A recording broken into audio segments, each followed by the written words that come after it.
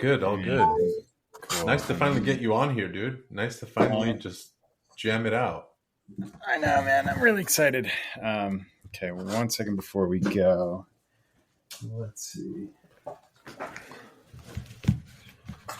Okay. I'm still getting set up right here. How's that? Perfect, dude. Nice. We're live, as they say out here in the podcast world. We're live. Nice. Are you? Is it raining up in Sacramento right now?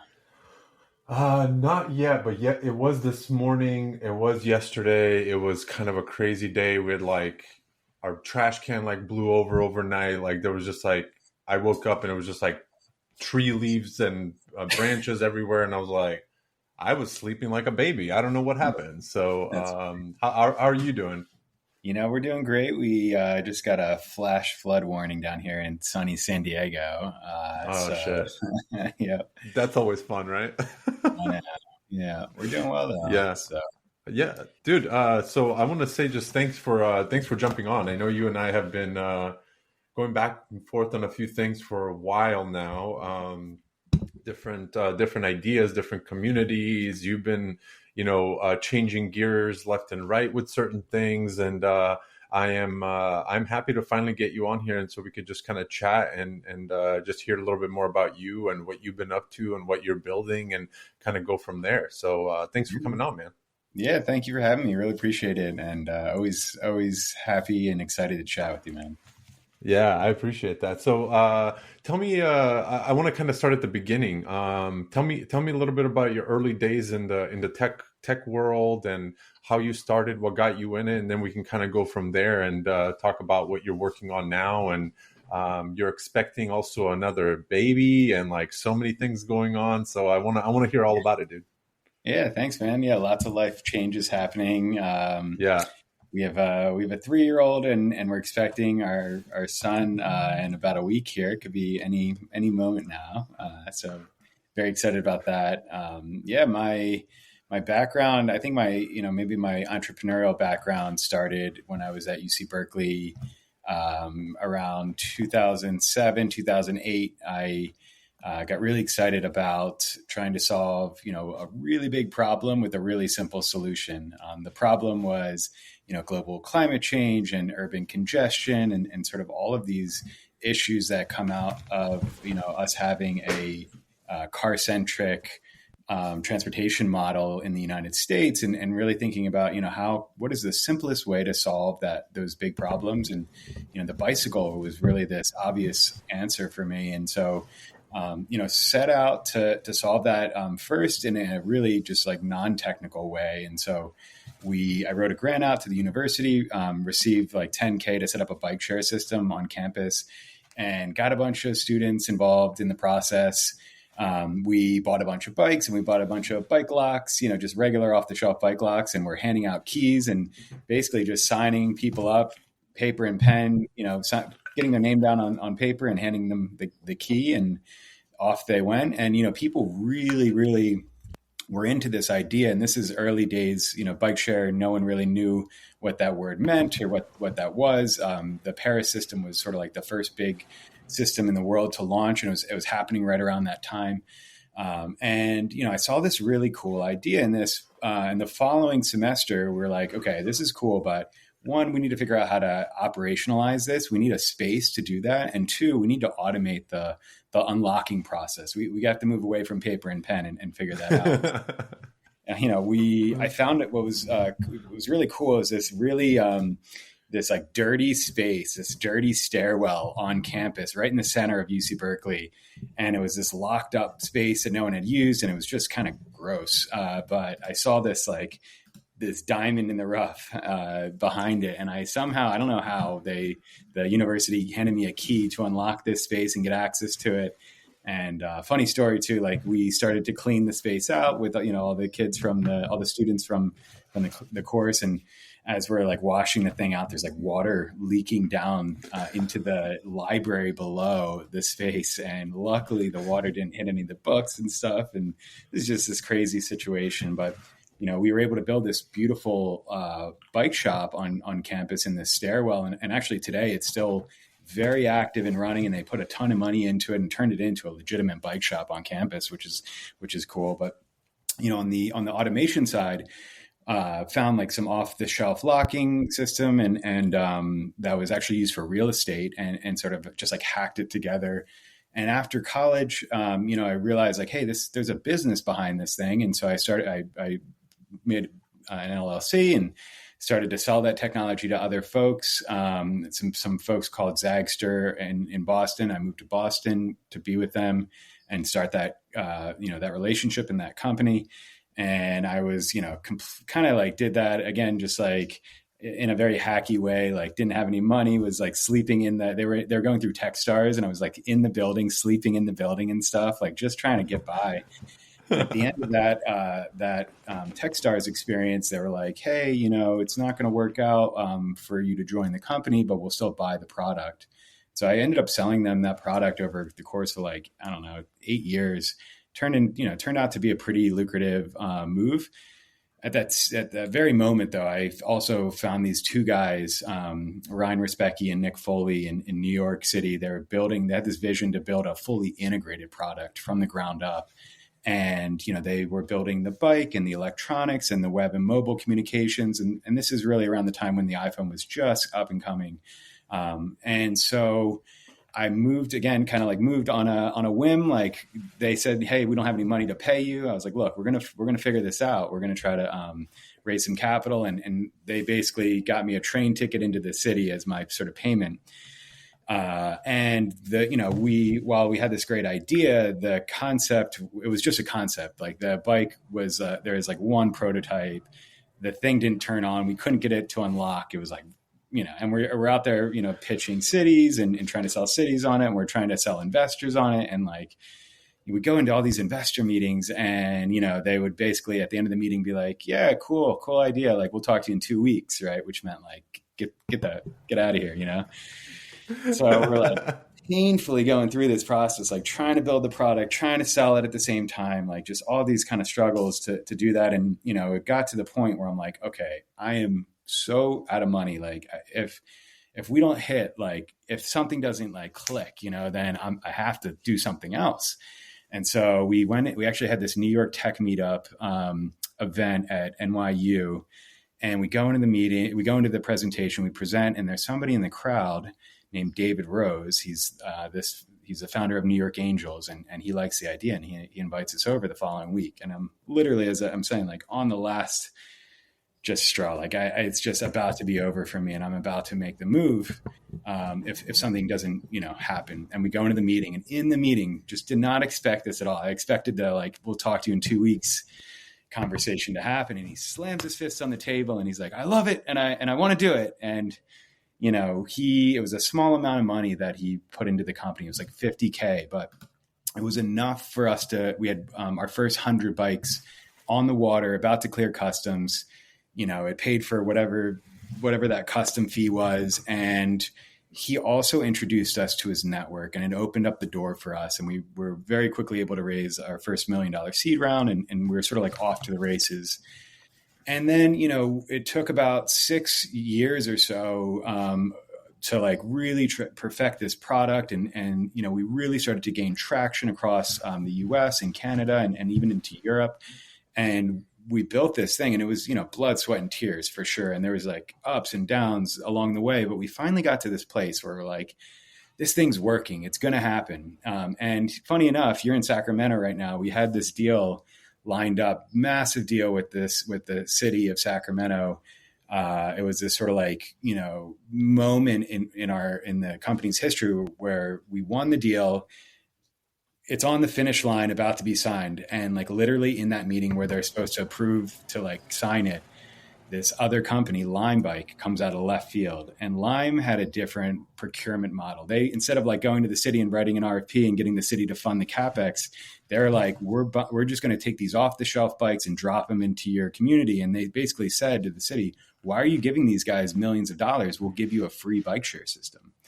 Oh, so, shit. Just like in that moment, like whole business model upended, all those years of like crafting the perfect bike, the perfect technology didn't matter at all, because these guys just had an off the shelf product that, took 2 seconds to deploy. Oh man. And so we immediately were like, I just remember this day, like I was looking out the window and the snow was falling. And I'm like, if we don't in this moment, like today, if we don't just completely reinvent this business, our business model, we needed to reinvent. The name was, the company was called Social Bicycles up to this point. We needed to reinvent the brand. So we changed the name to Jump Bikes.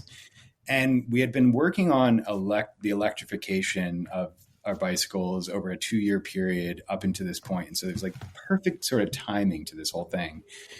We introduced the electric product like at that moment, and we changed the business model so that we were going to just, give the bikes away to the city instead of trying to sell it to them.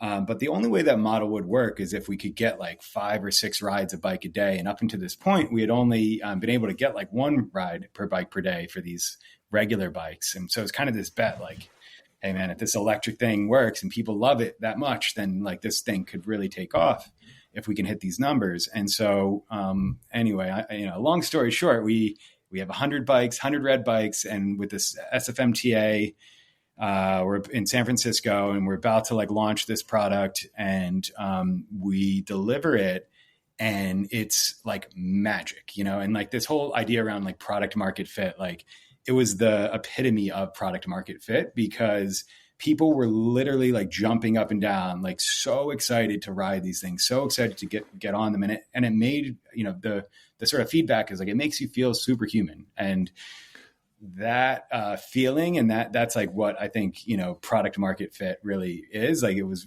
so obvious. And we were getting like upwards of like 10 rides per bike per day. So just absolutely constant business model. And at that moment in time, we had investors coming at us, like Sequoia wanted to invest, and Menlo had just put in 10 million for our Series A, and then Uber wanted to partner, and so we did this partnership with Uber, and then very quickly after that, they acquired the company in 2018. So it's just this wild ride, so many ups and downs, and there's so many stories in there that I didn't, kind of go through, but like that was just this incredible experience that to go through that. And it was painful along the way, but just looking back at it, so much fun. Dude, that's amazing. Did you have a co-founder? How big was the team? Tell me a little bit about that. Yeah. So, Ryan Respecki was the CEO of that company. And then Nick Foley was, chief product officer.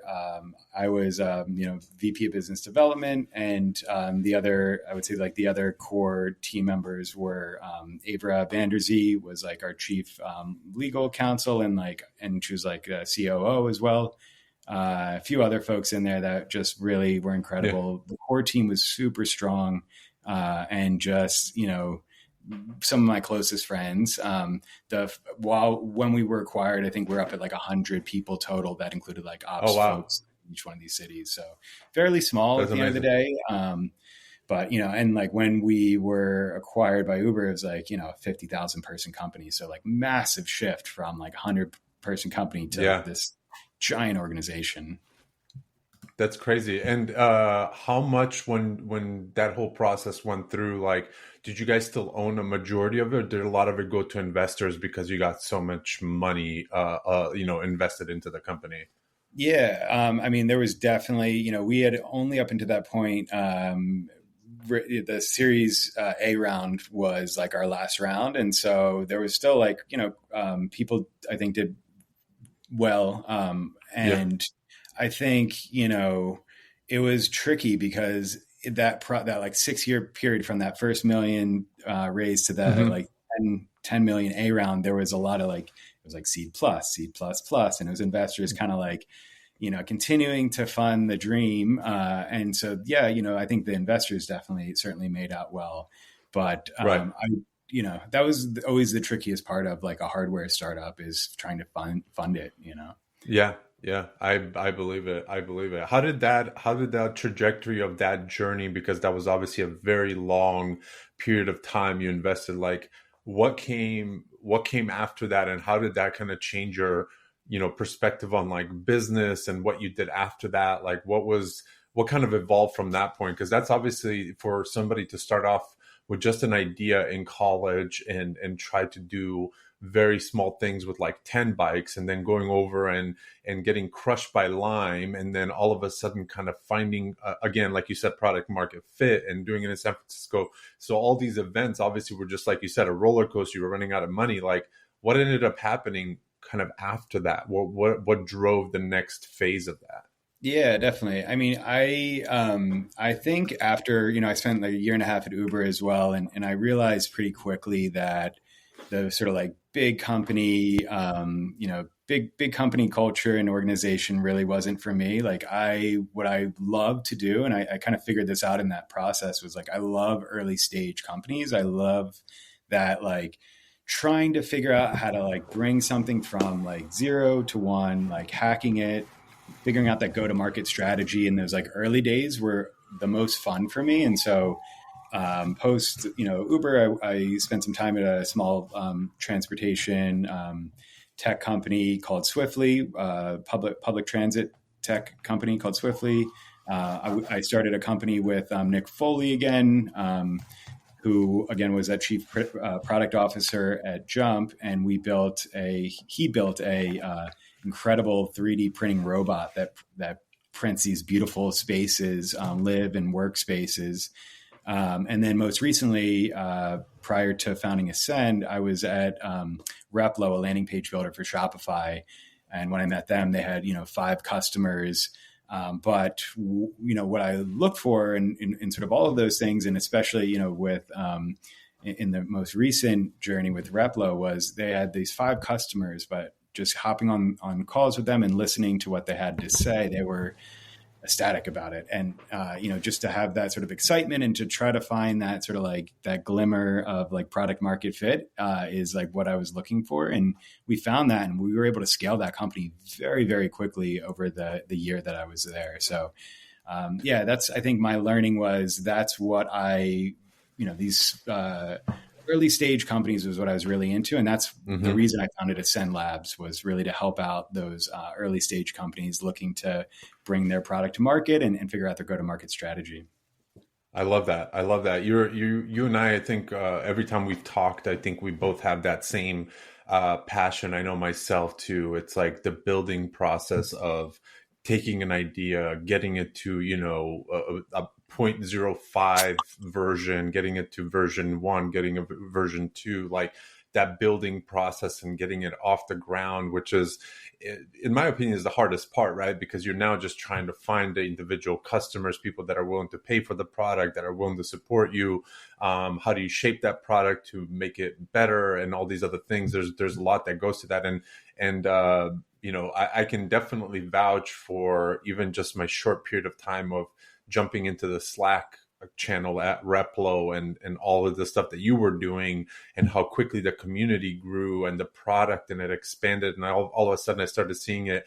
And I think that a lot of that has to do with the environment that was built around that community and what you were able to bring. I mean, you were starting a podcast, you were doing a bunch of like webinars, you were doing, just bringing everybody together as much as possible. And so props to you on that, because I know that's not easy to do, and you can burn out pretty quickly doing that. But I think that goes to just show that if you find that thing that you can feel other people's passion and you can find your passion in it, then you could put your energy in it, and makes it a lot more fun than it feels like work or whatever that is. Yeah, absolutely. I think that's 100% it. It is about finding, your passion for it, but like what drives me is like everybody else's interest and investment into something. And so that's what makes, I think, great brands is not just like the team behind it, but the like customers, the community, the people that are investing their time and energy into it as well. Yeah, exactly. So tell me, I'm going to take a step back into like a little bit more family life right now. What did that look like through that journey? Or did you I'm guessing you didn't have a kid at that time either, right? You were just kind of on your own a little bit, or how did that work out? Yeah. So, one really cool part about the entire experience was I met my partner and wife, during that Social Bicycles timeline. And, I met her in one of the cities. Hamilton is the name of the city in Canada. It's just south of Toronto, and we met there while I was setting up one of the systems. My job, on the business development side, was to go to all of these cities around the world and travel around the world to see, to meet with these governments and then pitch them the idea on bike share. And so what was really great was we traveled together, and she, her and I, we went around the world together and got to go to some amazing places. And this is before we were married. It sounds incredible and stuff, and it was, but like it wasn't as like glamorous as you might expect it to be. Like, we were early days, I told you, like bootstrapping the whole thing, and so like we were in, the weirdest Airbnbs places, and like weirdest is putting it kindly. Weirdest is putting it kindly. I was trying to keep it PG. It was pretty interesting. I mean, obviously the cities that we went to and explored, and the cultures and everything that came out of that was just absolutely amazing and incredible stories. But yeah, it was tough living on the road and having just like a dirty bag of clothes and like trying to look, fancy for governments and stuff while, your suits roughing it. Yeah, totally. So, I love it. I love it, man. That's really awesome. That's really awesome. You don't hear too many of the stories like that where you can kind of, find that person, and then all of a sudden now you're, like you said, traveling together and doing all those things. I think that's really, really awesome. How has life for you changed since those moments of, selling the company, starting, doing other things like the Replo stuff, and now you're also starting your own thing. And so tell me a little bit about that and how things have shifted for you and what you're building now. I think it's really, really cool. I'd love for you to kind of share a little bit more info on it. Yeah, thanks. I mean, we, so, after those days, we ended up getting married and we started a family. And so, life definitely changed in a lot of ways. And, while I would love to go hit the road again at some point in time, it would look a lot different now with, we're again about to have another kid. So like 2 kids and a full family it's a little tricky to do that sort of rodeo like we did before. So, but yeah, it's been great. I think we are now on this sort of like new path with Ascend Labs, trying to help these early stage companies and sort of, that this company is really evolving very quickly. It was started about 4 or 5 months ago. There's really 3 parts to it. And, they're basically being spun off into sort of like 3 different organizations. So one side is the community, really trying to foster, these, all of these like early stage founders and, teams that are trying to build go-to-market strategy and find product market fit. And so, not only sort of trying to, bring the lessons and the learnings to them, but also like learning from them as well, because everyone has a story and everyone's going through something different and can bring something to the table. So we're all learning together there. I think, the second piece is more of an agency side of things. So that's Ascend Agency. We are, directly helping those companies that are interested in go-to-market, whether it be like outbound email, landing pages, content creation. That's the focus on the agency front. And then this sort of the new evolution of this has really been around content. And so Ascend Studios is where we're helping to build really compelling, beautiful content for companies, for early stage companies. And so, those sort of like 3 pieces have really just evolved out of, listening to what our community is saying, what customers are saying and what their needs are. And it's been a really fun process so far, and just kind of, just excited to see where it goes. Yeah. And how has your process of building this changed from the time that it's completely to you building a digital front right now, but, before it was, a physical product and doing that whole thing. What's the process like now compared to, what you did back then with the bikes and all that stuff? Yeah. I mean, I think, you asked a question earlier too about like, what were the learnings out of the bike side? And, one of the big things is like just hardware is hard. It's really Yeah. difficult. And even though, after Jump, I mentioned the, building the 3D printing robot and stuff. And like, again, just going back into hardware, just it's so tricky. And so it is sort of a relief to build a software product. And, I did that with Swiftly, and I did that with Replo, and now with Ascend, it is, very much, there's not too much hardware involved, minus like the cameras and stuff for, on the studio side, but we're not building those. I think the digital aspect of it just makes it highly scalable, and the ability to literally go and work with people around the globe in a heartbeat, and not having to ship product or not having to move yourself to go deliver things. And when things break, that was like one of the hardest things at Jump, was like when things would break, you would have to have people on the ground in different parts of the world to fix those things. And if things break from a digital perspective with these software businesses, it's a lot easier to fix things. Yeah. So, Yeah.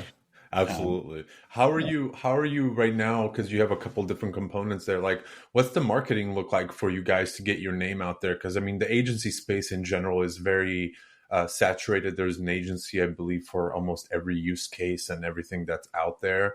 What's kind of the differentiator there in terms of Ascend and what you guys are offering, and how are you getting those clients to buy into your vision and everything that you're doing now? Because I believe that what you've shown me so far with the community and kind of the goals of the agency and what you're looking to do is really, really awesome. And I think it's one of the things that I didn't do at my agency when I did, is like build that community aspect of it first, because I think there's a lot of value with people sharing their knowledge, other people coming in, taking that knowledge and using it in their own way, instead of you being, the person that has to like share kind of everything, like bring people into a room and let them mingle type of thing. I think that's a really cool approach. So tell me a little bit about that. Yeah, the community first approach has sort of been the like feeder into the agency. And the whole idea is like, if you sort of give people the recipe and you teach them what goes into the cake, and you teach them how to bake the cake, and you give that information away, that that information is super powerful, and it's a great way to build these relationships and foster that community. What tends to happen is people are interested in, sometimes just having someone bake the cake for them. And so that's where the agency comes in. And it's really like a nice feeder into, the service layer that we're doing. And so it's a lot of, relationship building through the community. And then it's just like a very natural progression and funnel into the actual service side of the business. And so, yeah, everything to date that we've, all the work that we picked up on the agency side has been like really organic. And so it's been great. I think, the agency front is really fun. It's just not as scalable as like, say, the community or potentially even this studio side of things. And so just trying to think about like, how can we build something that's like hyper scalable, and it doesn't need to be the next $1 billion business by any means. Like I want to just build something that's sustainable. And, I want to spend time with my family, ultimately. And so that's like the goal of this thing, is like, how do we build like a really cool business that like, gets a lot of people excited, teaches a lot of people how to, make some really cool moves with their business and scale their own businesses. And, in the meantime, supports so like this family lifestyle. So. Yeah, absolutely. And how are you keeping the work-life balance now? Another kid coming, you're kind of in the midst of getting this growth of the business. There's a lot of moving pieces here. And how's that been, managing that and navigating through that? Because I think there's a lot of factors that go into it. Every day looks a little bit different. New things come up. wife needs something, kids need different things. Now you have a new baby on the way. I'm sure, you might have to take some time off to just really focus in on that. So tell me a little bit about how you're managing that and how you've been managing it and what the goal is going forward, because I think what you're saying, it kind of ties everything in together. It's like building, like the service business is, in my opinion, from what I've learned, is a business for people that can be available, on a day-to-day basis, unless like a productized service, which most things aren't truly productized. They're labeled as that. But then, there's other pieces of it, like the content stuff and all this, that probably could be a little bit more scalable and doesn't need so much of your attention. So how are you navigating through all of that and figuring out your sweet spot to make sure that you're not, at the fingertips of every client and anybody that comes through the door? It's a great question, and honestly, it's a really tough one. I mean, I think I've been really trying to focus on like time boxing everything, and so I do have a bunch of folks that on the agency side where I'm like, all right, this is the dedicated time for this client, and this is when I'm going to do this type of work.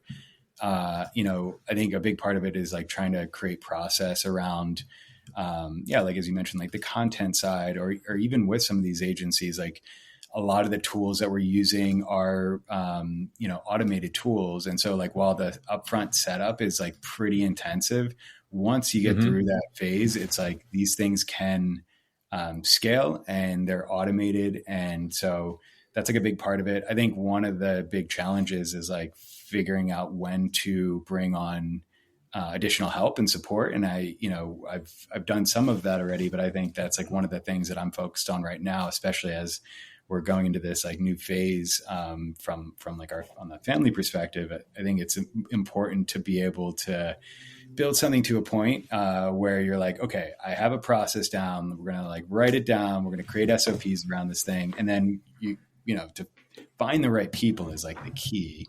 And then to be able to like hand over that process and make sure that, it's running smoothly and people understand how it works. That's like the sort of like hardest part of this all, I would say. But ultimately that's the thing that's going to allow me to like, not so much step back, but like invest into like other parts of the business and like figure out like how to develop it further. Because otherwise you just end up like getting stuck in the same sort of like routine around like, trying to, just focus too much on like one aspect without like thinking about how can you like evolve this thing and scale it. Yeah, exactly. And I think that was one of the things I think you and I talked about too, is just the perspective of like running an agency business and understanding from the beginning. Like now, if I'm starting another agency, I know from the beginning that I need to detach myself from the day-to-day as much as possible, other than the things that I actually want to do, because it's very easy for you to be the point of contact for client A, client B, client C. All of a sudden you look at down the list and now the clients have to go through a transition of working with somebody else. And then they were like, oh, well, we like the way we work with Justin and he's the founder of this. And we just felt this different connection. It's like, there's a lot of psychological things that happen in that process. And one of the biggest things that I believe I made a mistake on in the beginning that I just didn't know until later on was, I got really close with like my clients and how I was dealing with them and the attention I was giving them. And that ended up kind of hurting me on the long run, because now every time I wanted to hand something off, and if something didn't go right, they would email me and be like, hey, when we worked with you, this wasn't the case. Why is it now? It's like, shit, like it's hard to pull back on certain things when somebody gets accustomed to a certain type of service or whatever that might be. And I think that was a very big learning curve for me. So props to you for, taking that time in the beginning to kind of really work out the kinks and make sure that you're not the center of attention, because I think at that point it can really be a detriment to your, to your day to day, and also the freedom that you're looking to get from, hey, listen, a lot of this stuff can run without me. Let's have it there. And if I need to step in, I'll step in, not the other way around, where it's like, oh, can like, you almost have to ask, your team to like step away and be like, it's like, now you have just another job in your own business type of thing. So, but so there's got to be a good balance. And I think as the as the days go on, just like optimizing that process. But you said something about like automating and all that. Tell me how AI has played a role in all of this. How have you been able to utilize? I mean, you have a background in tech and all this. Like, what's AI doing for you in terms of your business, in terms of getting things up and running, and how are you guys utilizing that? Yeah, great question. I mean, I think it's really enabled like this thing to scale in ways that it wouldn't have been able to just like a year ago. And so, I think like from a content perspective, it's just incredible. So leveraging, building sort of custom GPTs for each one of the clients, and really trying to inform those GPTs on like, here's the information you need to know, and the language and the style and the tone, makes it so easy to then go back into those things when you want to like spin up new content, whether that be, like emails or like landing page content or content that is on social, to have that sort of like digital brain like ready to go at any moment, and for it to just have that output is really incredible. It's certainly not it's not like a be all end all. Like, it just is like a really great starting point in a lot of ways, and enables you to just be so much more, so much faster and in sort of like building the content and like originating those sort of like base points to like riff on, which has been great. And then, yeah, I mean, I see so many tools evolving. Like every single week there's a new AI tool. And so I'm like constantly diving into them. Like one of the things that I'm looking for right now and been playing around with is like, how can I scale sort of like video content, especially like on the educational front, where like maybe I don't need to sit down every single lesson and like record each lesson. Like, is there something out there? And there's a few tools that I've been testing, trying to figure out like, can I record sort of like a AI generated avatar, and like they're not quite there yet. They still don't seem quite real. Like I showed my wife one the other day. She's like, "That's scary. That doesn't really." I'm like, yeah, you're right. Like, and it will. I don't know if we're ever going to be able to capture the like true essence of people, but like, for something that's like an educational based video, if you can get like 98% of the way there, like that's cool. I'm okay with that. So yeah, trying to find like the right tools, and same thing with like, I see a lot of the like generative stuff around like building artwork and building beautiful like digital illustration and stuff. Like they're getting there. They're not 100%, but I'm leveraging that in every way possible. Just even if it's not perfect, sometimes you just kind of have to like put things out there and use those things as placeholders until like the right tools and the right things come along to then you can just like sub them in. So it's really helpful. Yeah, absolutely. Yeah, the AI side of things is just this and ever evolving. It's like the internet all over again. Like there's just new tools, new apps, new things popping up to make your life a little bit easier. And I was just talking to another person on the podcast. We were talking about just generally like AI and how people are building like these GPT wrapper apps, like where they just kind of wrap their thing. But if you he kind of opened my mind up to something a little bit. It's like you can't expect people who are not, let's say, you could go tell somebody right now and say, hey, use AI, is going to help you. Clearly they're going to look there and be like, type something in and be like, that's not really, didn't really help me. Right. But I feel like when there's this focus, like almost this like subset of AI to say, simply, we focus on giving you the best essay, like give us a topic and give us a reason, and we will create the best possible essay for you, or best possible newsletter, or whatever that might be. And you kind of focus it on one area of the content rather than just like, give me all of the things.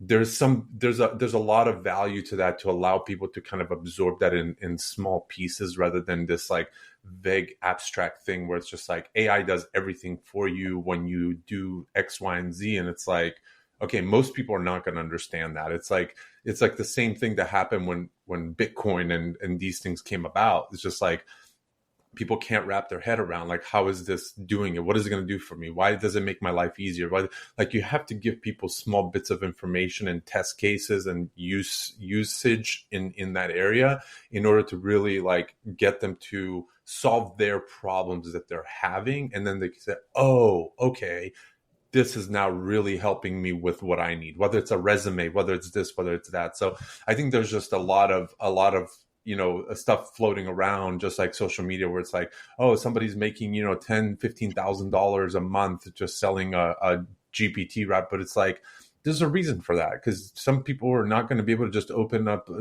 chat GPT and start typing away and getting what they need out of it. And I think that's a really interesting way of going about it.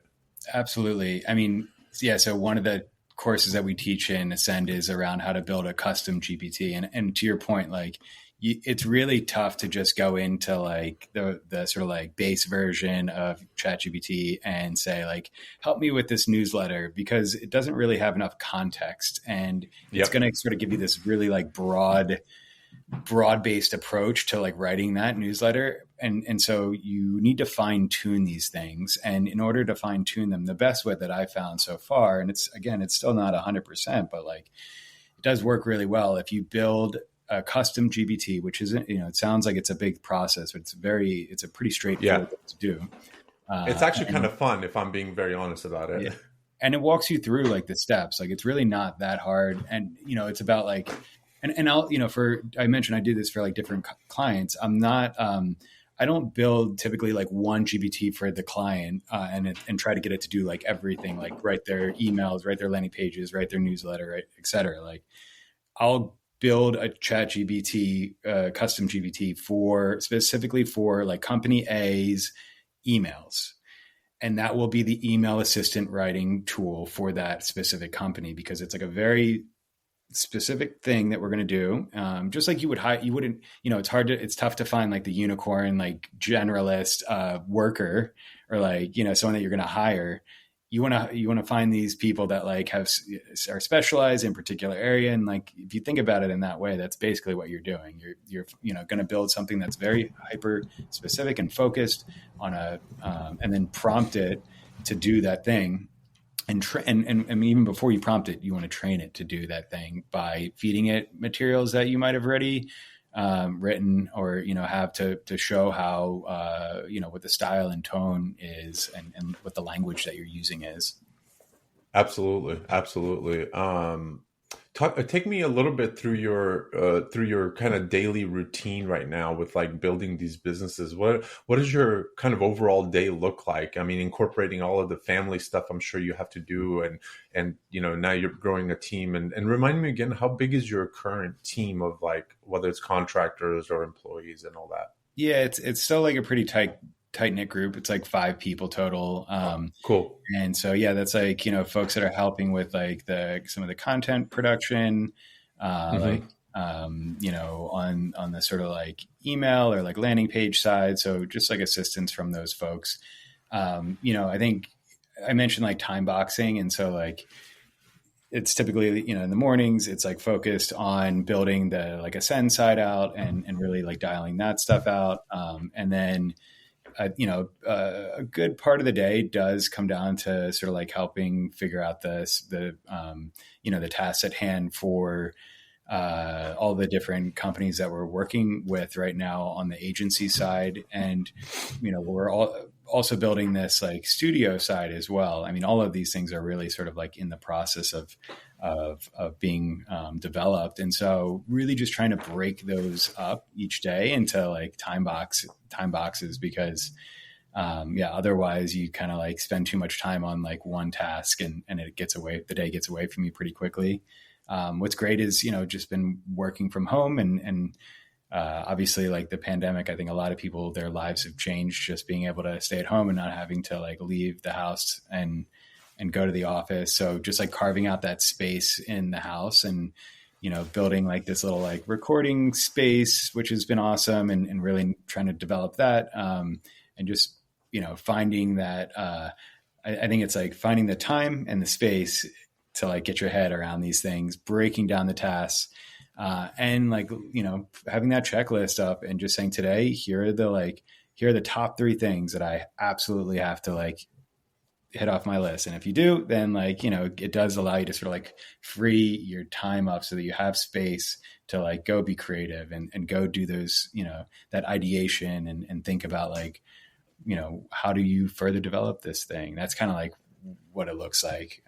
So yeah, that's awesome. What's been the for you at the moment the hardest thing about building out the agency and the studio side of things? Like and maybe even the community side of it. Like what have been kind of the little things that are, and I know you did a lot of community stuff with Replo and all that, but obviously this is a little bit of a different model. But what have been kind of the ups and downs there? Mostly, if you can highlight some of the stuff that you really struggled with, or that kind of surprised you when you got into it.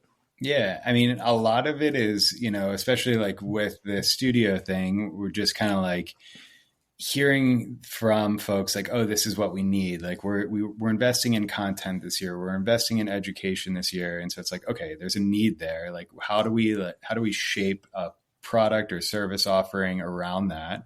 And so a lot of it is just like testing and kind of throwing something up and seeing if it sticks. One of the cool things that, last year when I was at Replo, one of the really cool things we did at Shop Talk was we set up like a little recording studio on the side of the conference. And we actually didn't even get a ticket into the conference. We just built this studio and we started to pull people into the hotel room, which we turned into a recording studio and got all these people to do interviews. And it was like a really fun thing. And so with the studio idea, I'm like, why don't we turn that sort of idea into a business? And so, you'll find this on Ascend, ascendlabs.co. We are launching this sort of like offering at Shop Talk this year, which is March 17th to the 20th, where we have the sort of like penthouse suite at the Mandalay Bay where the conference is running. We're setting up, beautiful recording studio, and we have, a ton of slots open for companies that are going to be there that want to record their interviews with their team, their leadership, their partners, and hopefully their customers. And I think like trying to capture that compelling, authentic, take from those folks is like a really great way to have evergreen content that can be sold any time of the year, throughout the year. And so it's like, what do you typically get out of a conference besides like some weird swag from like these companies? And like, yeah, you met a few people. That's great. Like, wouldn't it be even better if you walked away with these like awesome recordings and interviews from your team and your customers and your partners? Like that's the sort of like idea behind the studio piece. And so, yeah, if anybody's going to be at Shop Talk this year in Las Vegas, March 17th to March 20th, and you want to interview your team, your leadership, your partners, or your customers, definitely check out ascendlabs.co and we'll hook you up. That's awesome. That's really, really awesome. That's a really clever idea, dude. I love what you're doing. And it's awesome because I think there needs to be, I was just at CES and, one of the things that stood out was Nikon, which is like the camera company, the old school camera company. They just like knocked it out of the park with like one simple, you're talking about swagger or a little bit ago. They gave these big yellow kind of like grocery type bags to everybody that walked through. I mean, that investment alone was probably $500,000, if not more. I mean, there's so many people at CES. It was a crazy amount. Right. But every single person, I mean, that thing stood out. Even everybody knows Nikon. They probably didn't even have to do that, whatever else it is. But every single person was, carrying this thing around, had stuff in it, and they were carrying around multiple, every single day of that conference. That's like a 5-6 day conference. So It was just one of these things where they just, as soon as you walk in, you get a bag. That's all it was. And it was just, it was so simple, but yet so stood out there. There's like a bright yellow bag that everybody was just like drawn to. So it was really good. It worked really well for them, I think, and just for like that extra brand awareness. And they're probably going to be launching something new and trying to get new people back to an older company, stuff like that. So yeah, man, I think what you're doing is really, really awesome. And the community aspect, agency aspect. And I'm still hoping that we can find a really good way of collaborating with some courses and with some agency stuff and everything that I've learned and bringing it to the table. And I think that would be, absolutely awesome to work with somebody like you who not only has so much experience under their belt, but you're hungry for that that early stage, that building process. What you want to get out of this, and how you want to set up the business to adhere to your lifestyle rather than your lifestyle adhering to the business. And I think that's a really, really important point to drive home, because there's so many people who adjust their entire life and it revolves around the business. And I was one of those people early on. And I think when you've kind of gone through the things you've gone through, the ups and downs with the early stage company and all this other stuff, and now you come from this, more of like a senior mentality. You've been through it yourself, and now you're helping early stage startups with their side of things. That I think speaks, volumes in terms of like how you can help them out. So props to you, man, on everything you're doing. It's really awesome. And, I'm rooting for you every single day, Justin. Thanks, man. I appreciate it. Yeah. And, I think having getting your take and sort of, bringing your skill set and your background, your knowledge, like into the community too, is like what we need, because, and personally, like what I need, because frankly, like this is the first time I'm running an agency. Like you've been through that as well. And so, I have so much to learn from you. And I think, that's while, kind of gone through the sort of like ringer before. This is like, you're always when you start a new business, you're just always starting from like square one, even if you do have those sort of learnings and stuff. Like this is a brand new space for me. And so I look to you and like your, learnings and everything that you can bring to the table as well. So, I really appreciate you, man. Absolutely. Absolutely. Well, I don't know. Is there anything else you wanted to chat about? Anything that comes to mind that you want to, throw out there for people, whether it's, the early stage companies out there or anything else that's at the top of mind that we didn't touch on? Yeah. I mean, if you're listening and you have a business that's, that has found product market fit, or you're trying to find product market fit, definitely check out ascendlabs.co. We're also an early stage company as well. And we're, building from the ground up, and we'll help you try to figure out sort of what your next steps are to build a go-to-market motion. It's challenging. And some days you can feel like really down, and some days you kind of see that glimmer of hope that, keeps you going, and the community is really there to help really sort of stabilize that, and provide, feedback and insight. And that's what we're trying to build, and would love for you all to come in and share your learnings. And, we want to learn from you as well. So again, check out ascendlabs.co. And Z, appreciate it, my friend. Always great to chat. Man. Always.